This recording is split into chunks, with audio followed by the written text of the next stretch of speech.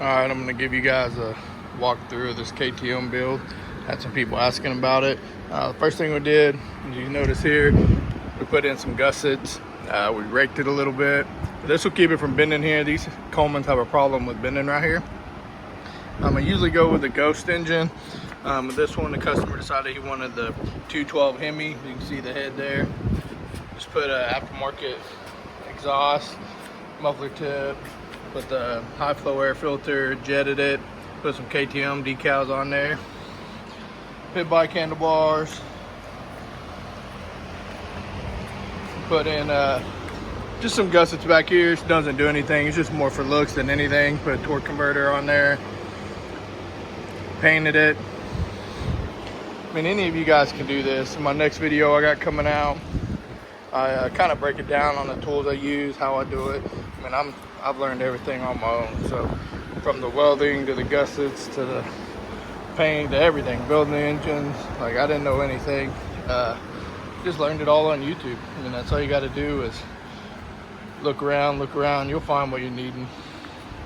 So if you're second guessing it, buy that cheap frame, build it piece by piece till you buy every bolt till you get what you need. Build it the way you want.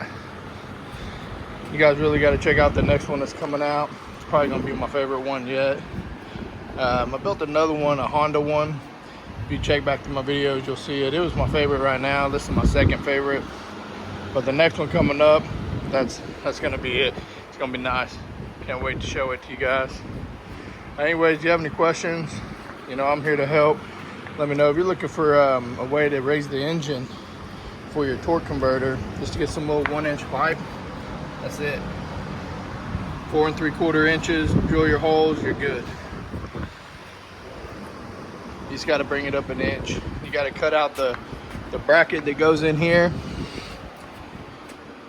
Pretty easy. Grind it out with a flapper wheel. Got this tip. I know y'all are gonna ask about it. This was on Amazon. It's 20 bucks. This is a Go Power Sports pipe, header pipe. It didn't fit that pipe. I had to get a 1.5 inch pipe and weld to it for that exhaust to fit on there. But I just welded it to that plate I put in there. It's actually come in handy right there, and pretty good. It sounds good. Digging it.